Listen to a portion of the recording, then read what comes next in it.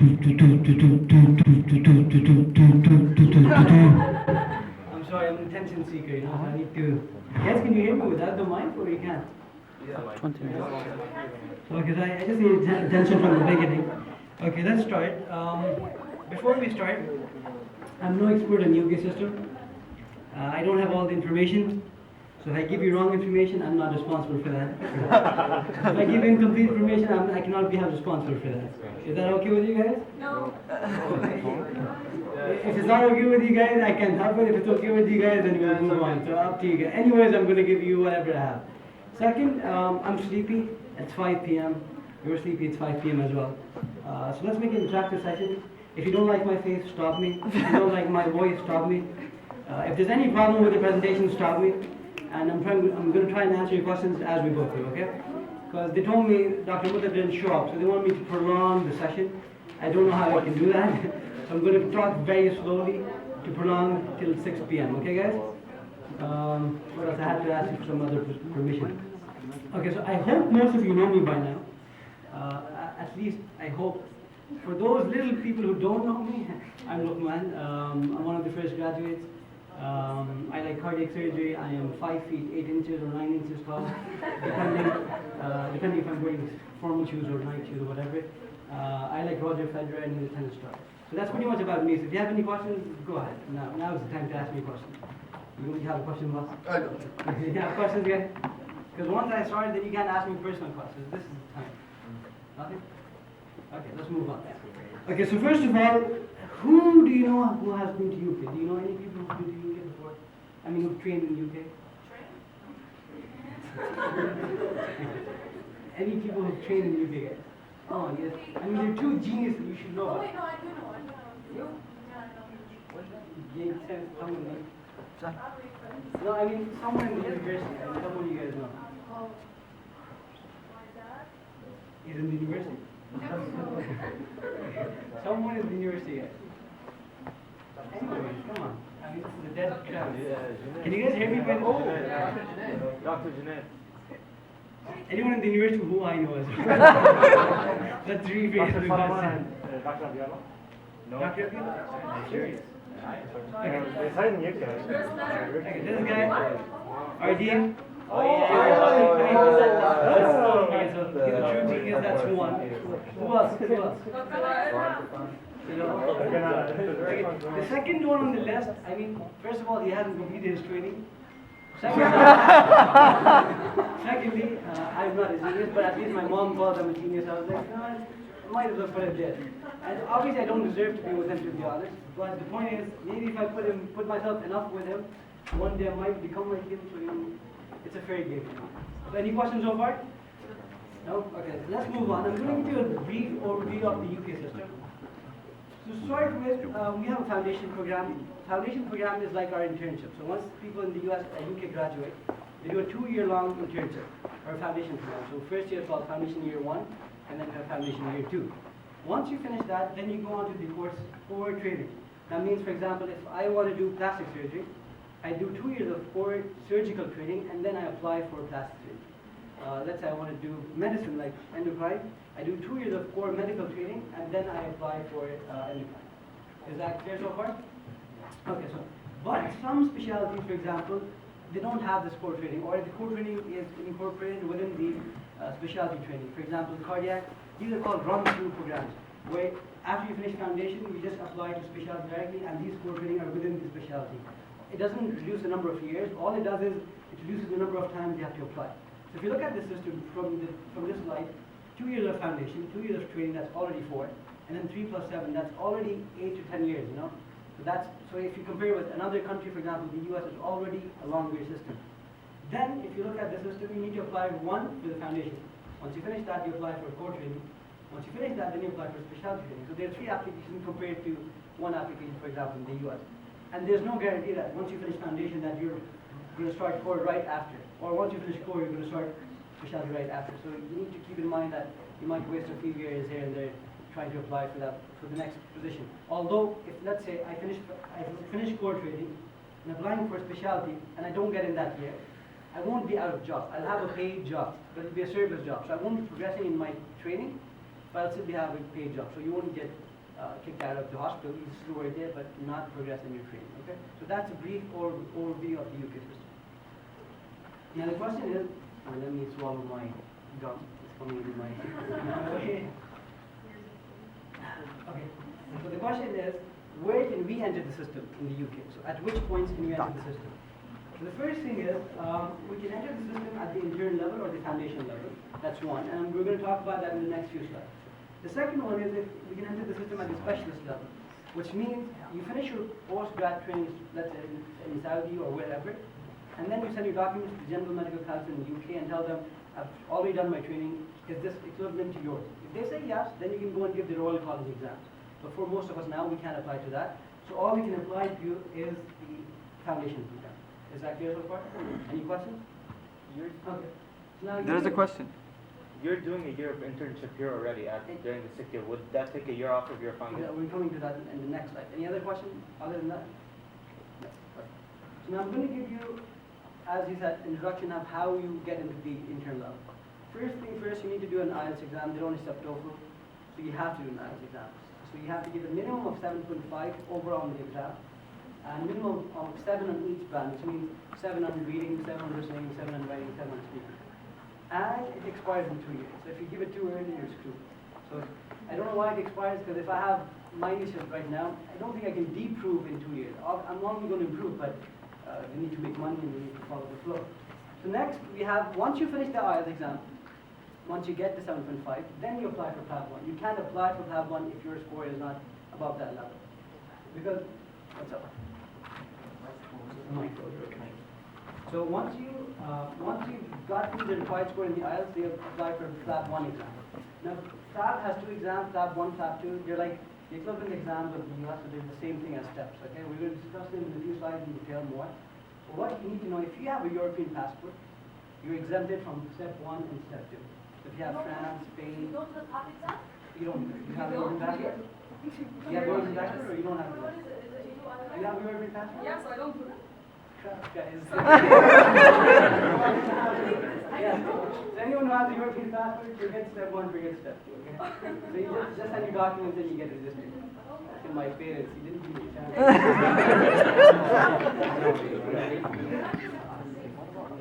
Yeah, exactly, guys. So first of all, one of the students here, she's applying for UK as well. So she might help us with more information. Yes, regarding the EU passport, because I have one, you are exempted from that exam, but you still do have to do IELTS. You have to do IELTS, but forget it. IELTS is much easier. PLAB is the problematic part. So at least you get it from step 2. Any questions, guys? Okay. So let's say you're a European Union, or you guys, once you've done your PLAB, once you've done your IELTS, then you apply for registration. Now there are 2 things of registration. There are 2 ways. One is something called a provisional license to practice. That is, after you finish your medical school, you don't do your internship here, and then you send your documents. They'll give you a provisional license to practice. And after 1 year of practice, they give you the license or the full registration. The other way is you finish your medical school here, you do 1 year here, and then you apply and you get a full license, but even then you'll have to go there and do 1 more year, okay? That's 2 ways of doing it. Now after that, once you've registered, then you need to apply for the foundation program. So if you have a provisional license, which means you've not done your internship, you can apply to the foundation program. Which means it's like the matching system in the US, you apply online, you send your documents, and they accept you.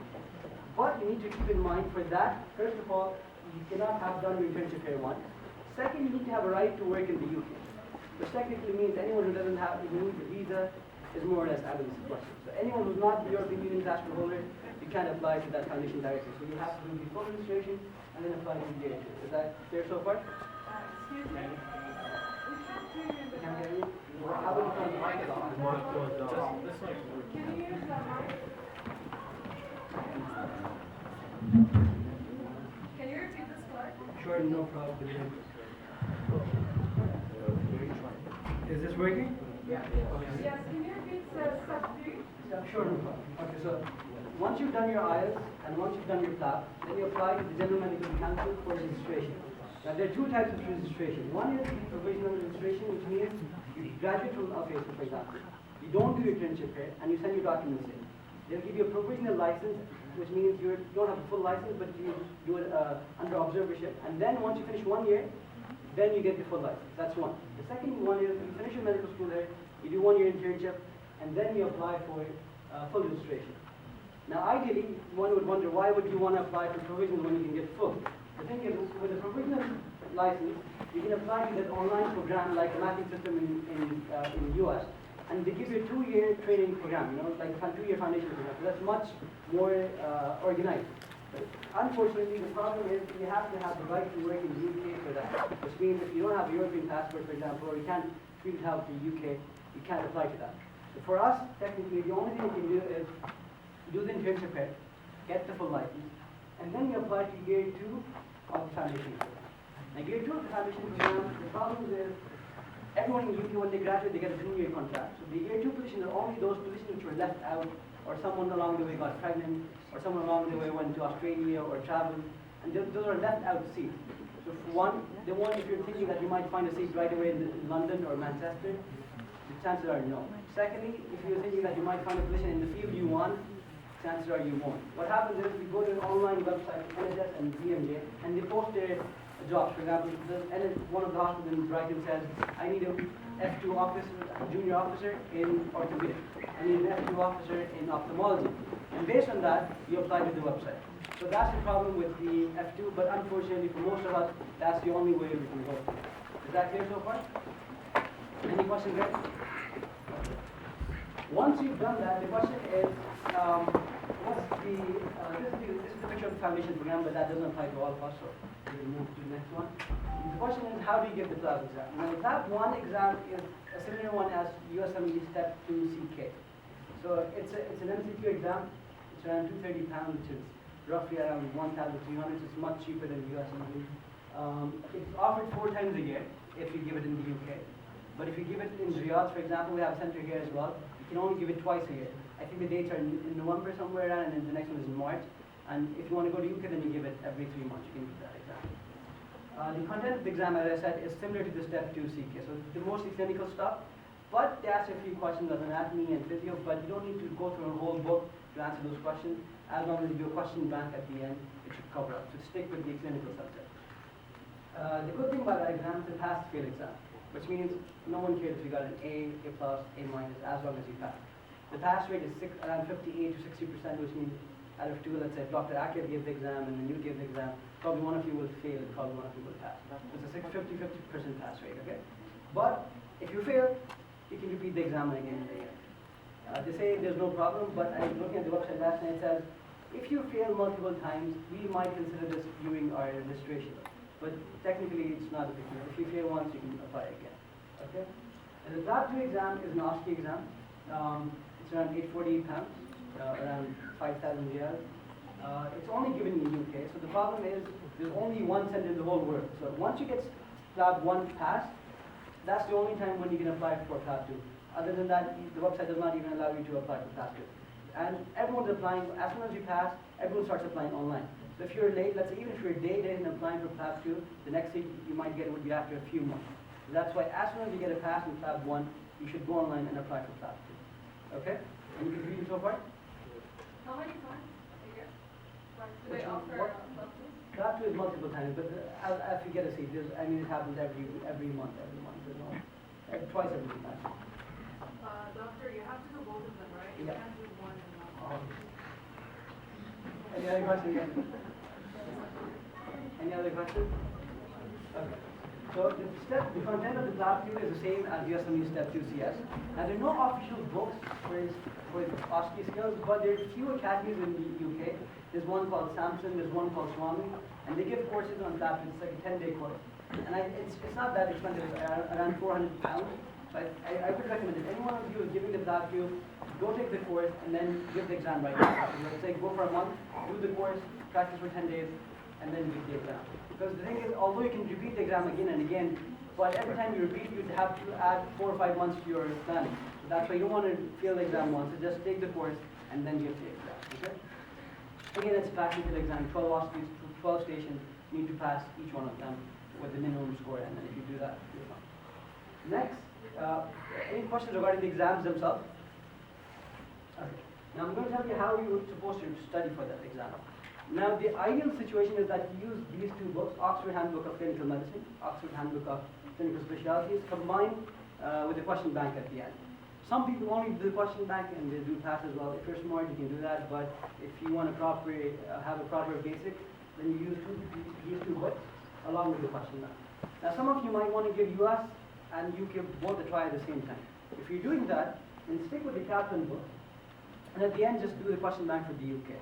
Now, the problem with that is a lot of the guidelines in Kaplan are US based, actually most all of them. So when you read the question bank for the UK system, you'll have a different change in guidelines. So as long as you're able to memorize the new guidelines from the question bank, it should be fine. So you can stick with the Kaplan book and then at the end do the question bank. Is that good? Okay.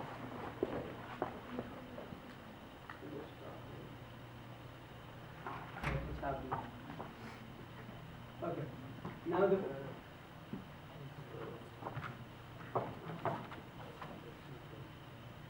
now the second question is if you're going to UK, like the US, you need to do elective. Now, is elective easy to get in? Yes. There's no problem in getting in electives in the UK. Only hitch is you need to apply ahead of time. So let's say it's December now and you're looking for July, Jan, that's a good time to apply. December, Jan is a good time to apply. 5 to 6 months ahead of time. If you're looking for Oxford and Cambridge, you're already late. You need to apply like at least 9 months to 12 months ahead of time. And it's very hard to get in. The best way is you just go online, go to Google, write medical colleges in the UK, and it'll give you a list. Take the top 10, remove Oxford, Cambridge, unless you want to suffer, and then apply to them online. It's a very simple process. Is it recommended to do electives to get into the UK? Yes, because if I'm the program director, why would I take someone compared to the other guy who has experience in the UK? He has reference letter from the UK doctors. I definitely prefer him. So especially because we're not European Union citizens, we're not UK citizens, it's highly, highly recommended that you do electives. And that's not hard because let's say you're doing electives in the US this summer, you can always take your flight via UK. So on the way back in the US, you do an elective in UK for a month. It's not a big deal. So if you're going for US and UK both, you want to try both, just do the electives for both places one way or the other. And what they require is it should be a 4th year or 5th year student one. You should have an exam, so you should have IELTS or TOEFL. You should have a CV, and then you need to pay a small amount. It's around 200 to 300 pounds for most places. So that's around again 1,200, 300 riyals. So that's not a big price to do an elective. So on your way back from the US or just UK, you go to electives, highly recommended. Now, how do you do electives? Again, just go to their website. For example, this is King's College London. Just go to their website and you read the instruction, and it's a very simple process. Again, this is Imperial College London, go to their website, it says for penultimate or final year undergraduate student. Then I'll just read you out the instructions from the Sheffield Medical College. It says you need a passport scanned copy, a full transcript, a dean's letter of recommendation, an up-to-date scanned criminal record. That's new because we guys, fortunately or unfortunately, are very expert in bombing stuff. So we need to add this stuff every year. We need to have a criminal record check. And lastly, you need to have an English language certificate, IELTS or TOEFL. So that's pretty much all you require, and then you make a payment of around 200, 300 pounds at the end, and that's pretty much it. Now what you need to remember, if you do an elective in the UK, and especially in London, it's very expensive. I'll give you a small thing which happened with me. I was coming from Canada to UK, and I'm a lazy person. I like to do everything at the end. So it's like, it's Friday, I'm flying tomorrow to UK on Saturday, I have no accommodation in UK. So I'm freaking out. I'm going to reach UK, I don't know anyone there, I'm going to live on the street for a day or two. So I was like, I need to find something at all. So what I did, I went online, and the problem was I was talking to people in the UK for like 2 weeks, and every time I talked to them, at the end they would go like, we found someone who's going to rent my apartment for 6 months, so we don't want to give it to you because it's much easier for us to give it to him. I was like, sure, no problem. At the end I went online and I was like panic mode, and I found something that says £900. So it's a very expensive amount, but I've never been to UK, so I don't know what the normal price was. So I was like, you know what, it's better than living on the street that I get the apartment. So they're like, we need £200 payment to get that ad off the money. So I was like, probably that £200 is from within the 900. So if I pay that 200 before, when I go there I'll pay 700. So I was like, sure, no problem. So I paid the £200, and I landed in the UK. And then when I reached there, they're like, so can you have the payment? I was like, yeah, sure. They're like, it's 900. I was like, I already paid 200. They're like, that was just to remove the ad from the market. So we need another 900 pounds. And then they were like, we need 400 pounds for security deposit. So at one go, they wanted 1,500 pounds from me, which is roughly around 10,000 if you want to do the math. So at the end, I was broke. I got the apartment, and the problem with the apartment was just behind Buckingham Palace. So that's pretty much it about the electives. Any questions regarding how to apply for electives or what to do?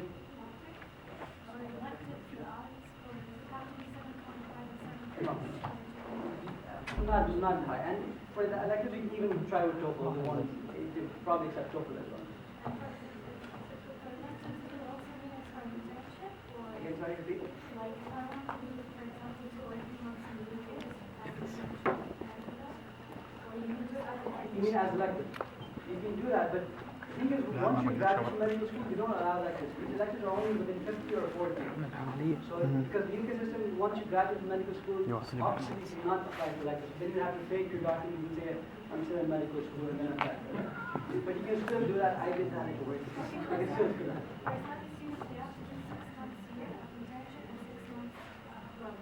For UK, for going UK? That I don't know. For Southeast students, I don't know. So can you do internship in the UK or in South? You can do electives. Internship is the foundation year. So once you've done electives, you apply to foundation year. You can do that, but you will apply to F2, which is foundation year 2, not F1. So F1 you need to have European Union passport to have free entry. Okay? Any other questions? There's a few hands from the back.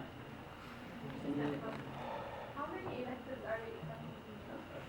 The more the better, but I would say at least by the start of your program, you'll at least 2 electives. So the thing is, you need letters of recommendation, and sometimes you mess up and you don't get a letter from the first guys. At least you can have by the end 1 letter. Okay, so.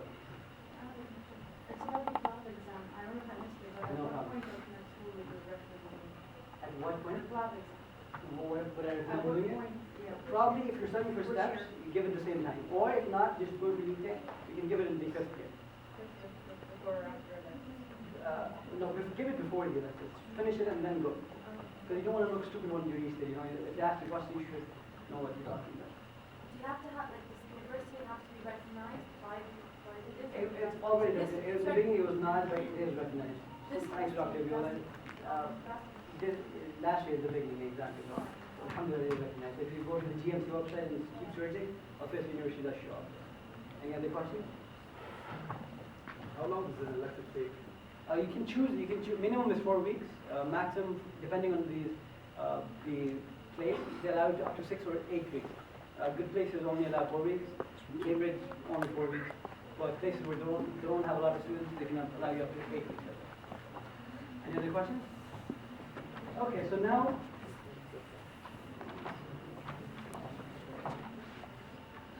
Okay. Now, a lot of you probably would be wondering about these exams, MRCP and MRCS. Now, we have a confusion that these are fellowship exams. These are only membership exams, which means, for example, if I'm doing my training in the UK, some point in my training I'm going to do this exam. So it's just a membership with the Royal College of Physicians, which is MRCP, or membership with the Royal College of Surgeons, which is MRCS. So it's not a fellowship exam. Now, in the UK system, what you do is before you apply for specialty training, you need to have it with you. But if any one of you goes to UK, I'd recommend give it during your foundation year, because when you apply for core training, it's very competitive. So if you have this on review from them, your chance of getting into core training will be much higher compared to someone who hasn't done it.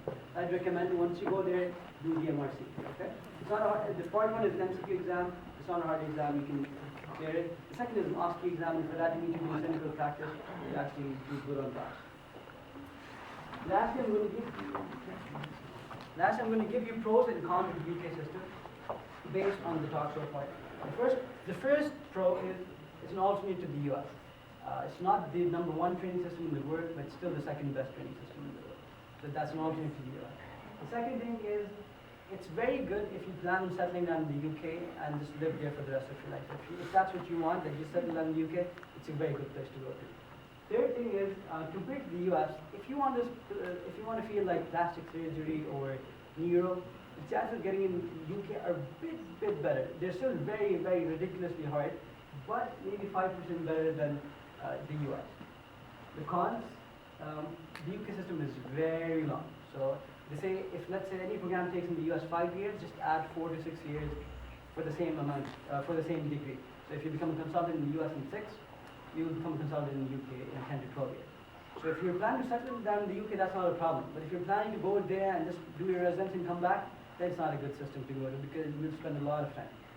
Second, it's getting very competitive because some people like they have European passports. They refer the UK citizens and they refer the European citizens for us. So we're like the last ones to choose from. So that's why it's bad in that sense.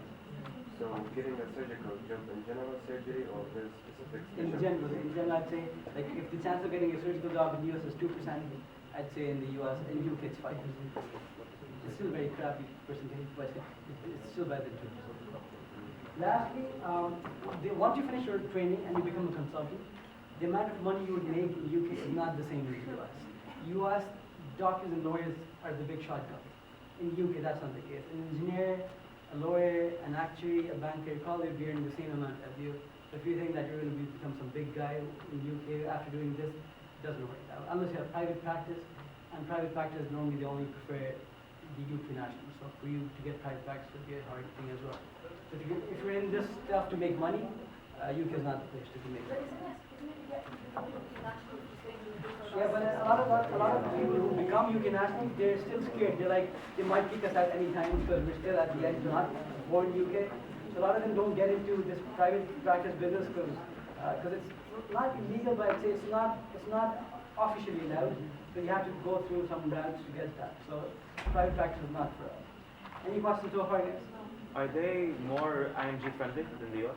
I know. Same. You're not right. At least in the US, actually, it's better. US, it's like US and then anyone outside the US. Over here, it's UK, then the European Union, and then US. So we're third grade people. So if I've done the MRCS for surgery, Okay. what is the difference between me and going to the Turkish and doing the MRCS with the board test? So I didn't get the question. if I've done only the MRCS here in Saudi Arabia and been working with it, Do your training here? yeah, Okay. what is the difference? MRC is just a membership exam. The exam which you do at the end of the residency is called a fellowship. So that's FRC. That's a fellow of the Royal College of Surgeons, for example. MRC is the membership. MRCS is like a resident level exam. So it technically has no value. But a lot of people here think MRCP and MRCS is a big deal. It's not a big deal. Everyone in the UK at training level does it. So it's not a big deal. The only big deal is the FRCS. For FRCS, you need to go and give the fellowship exam. Only the exam. The UK system, that's the thing. Unlike US, you have to do your residency and then give the exam in the US. UK, if you've done training in an institute which is recognizable, they do accept your training and then you can go and give the exam. But at the end, on the CV, it would say that you've not done your training in the UK complete. You just given the exam. That at the end, you still have an FRCS. You can still do that. And is there a chance that I will be a consultant? In UK, No, here, if I haven't gone to... in Facebook, probably not. The rest, definitely. Any questions? Okay, so based on that, I'll just like to summarize what I suggest. I'm very biased, actually. I would say you should stick to the US. Wow.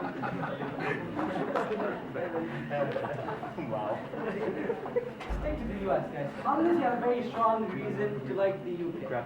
First, let's say you were a British citizen or EU citizen, makes sense. You have family in the UK, or you plan settling down in the UK, makes sense. You trap your Yosemite's, you have no makes sense. You're a terrorist and you don't get the US visa. You like the veteran or the Queen or the British accent, makes sense. But if you don't have any of these reasons, and you're going for UK primarily just because you think the PLAB exam is easier than step one, that's a wrong way to go. Any questions, guys? Okay, that's pretty much it. You want to spend more time? Should I do stand-up comedy now, or what do you want? Do you mind telling us about your personal experience so far with the system? My personal experience with Yeah, the system. like where are you at right now? What have you done? I've done the PLAB 1 exam, and I don't want to keep talking about my misery, but I was in the UK last year, but this year they stopped giving me the visa for the UK. So they rejected the UK visa 4 times in a row. And last time I complained, I was like, guys, what the hell are you guys doing? So I've done PLAB 1. I'm supposed to go for PLAB 2 and get the position, but just waiting for the visa. Any other questions? Do you have any statistics on like one in front of your Statistics for? Yeah, like applying and getting into UK. Like one person gets in every apply. There's actually, yes, there is, but depend on the specialty you're applying for. But it's not, again, it's not very easy. It's pretty much the same as the US. But the thing about US, the problem is you either get a training position or you don't get a match, right? In the UK, you can get a service job, which means you don't work in the training program, but you're still working as a service job, so you can get that. So that's, you won't be out of work, but you won't be in the training program. Any other questions, guys? In the foundation years, I think it. Guys, focus with Sheikh. Yeah, what's your name? You got it right. In foundation years, do the people apply for foundation years, do they get paid during that? Yes, you get paid during the foundation. You get paid around £2,700, but you do tax on that, so you get around £1,900, which is pretty good. It's the same thing in the US, so it's the same concept. Absolutely. How do you find out the list of hospitals the training they will accept in UK? For electives or for what? For, like, if we just want to give FRCS or FRCP. You mean you're training outside? Yeah, here. Okay, now you don't apply to the hospital. If you're going through that route, you do your training and you send your papers to the General Medical Council that I've done my training in Saudi Arabia and I want to see if I can give the FRCS exam. They will look into training, they say, okay, it's equivalent to our training and you can come and give the exam. So you don't apply specifically to every hospital, you apply to the Royal College of Surgeons or Royal College of Physicians or Royal College of Obstetrics and Gynecology. They don't have any hospitals that refer here in KSA as in like, they refer certain training hospitals over other hospitals. It's not about the hospital, it's from, you mean someone who did his residency in King Faisal compared to someone who did in National Guard? No, it's not, it's at the end you get this, both of you get the Saudi board. So it's about the board, not about the hospital training itself, so it doesn't make a difference. Any other questions, guys? After the foundation years start, you said that you apply and then you apply individually, right? But if you took both foundation years, you'd have a contract with them 2 years, but would you still apply individually? You still apply individually, but for CP would be much stronger because they know you've done proper 2-year structured program, so that's much more recommended. If you have a European Union passport, definitely you should go for that provisional license and then go to the 2-year program, yes. And how bad is that? How hard is it to get from the foundation years to the next program? Or the next It's depending on the field. Core medical is still easier to get in compared to core surgical. But again, it's hard as well. But the thing is, they say every time you apply, to just not feel bad, think 1 plus 1 minus 2 years. So this way, like if you apply foundation, there's a high chance that you won't get in this year, you get in next year. But if you don't care about coming back and you just want to settle down there, that shouldn't be a problem because you have a paid job. But if you want to come back, then that's a problem. And in the case you didn't get accepted, what happened? You stay in the same hospital, you work at a service job. So let's say I applied from, let's say, King's College London and I couldn't get in. I still work at King's College London as a service job, I still get paid, but I just won't progress in my training. So it's like a third foundation year. Exactly, like a third foundation year. And then similarly, when you're applying from core to specialty, you didn't get in your specialty, you might do a core surgical training year again as a paid job. That's not a problem. Any other questions, guys? Yeah. I just want to clarify a point. So, in internship here, can I do an elective, like the next year internship? In UK? Yeah. You want me to give you the official answer or the playing around answer? So officially, you can't. Officially, because our system is based on the UK system, so they do not allow electives once you graduate. For us here, for Exactly. So you have to play around with documents and you say like white lies that I did it, yes. But then you need to make sure that the first lie you told them, because you don't want to keep changing the same lie again and again. So stick with the same lie from start to the end. Because I remember I went there and I was like, if I tell them I'm a graduate, they kick me out. So I was doing an elective in cardiac surgery, so it's like, so what's your plan? I was like, I have an exam back home in a month's time. Although I had no exam, but I just said, I have my final exam in 6 months' time. So you have to play around the system. But it's exciting, yeah? You might get kicked out anytime, it's fun. Any other questions, guys?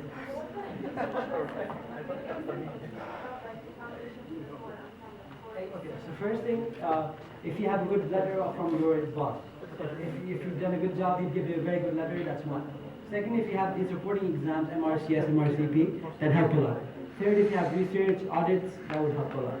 So these 3 things combined together, and with the scores, obviously. Anything else, guys?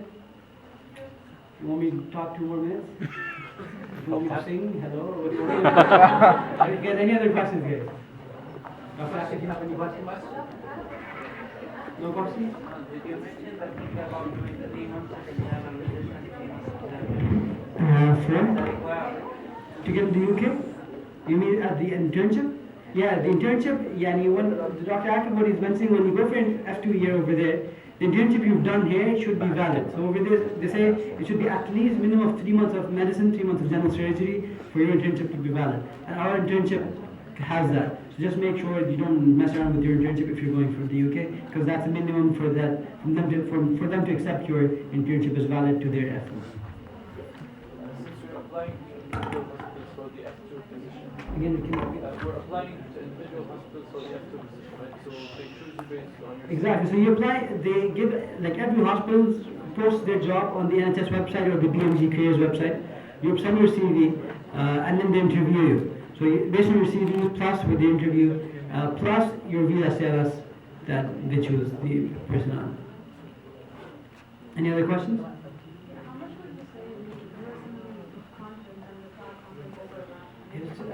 You know, the thing is, at the end, medicine is the same, you know, so I mean, medicine in the US or UK is still the same. The only difference is the guidelines they follow. So I wouldn't say it's a big deal. As long as you can do, let's say I personally didn't read the Oxford handbooks. I used Kaplan books. And at the end, I just did the UK question bank. The only problem with that is once you do the question bank, then you need to restore the guidelines because the guidelines are different based on everything. But then if you can manage changing the guidelines a bit in your mind, then it should be fine. So if you're okay with the Kaplan, that's fine. Just do that at the end. Just 1 month do the UK-based question on examination and pass that.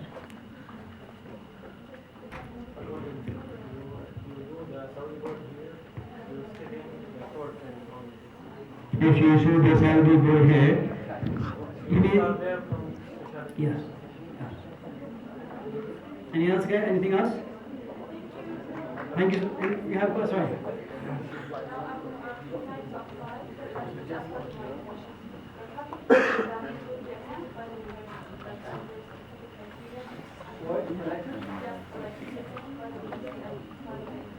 Yes, university.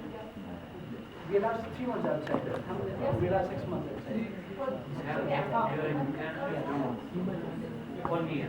If you want, the nurse has no problem. We want to go outside. Photos of the presenter, female presenter. Female presenter, we As allowed to take photos of at the end of the month in the UK, the evaluation will sign it to the start. It should be wrong. And I think they require that you send them your where you're going to and acceptance letter. You have an acceptance letter, you have the evaluation of the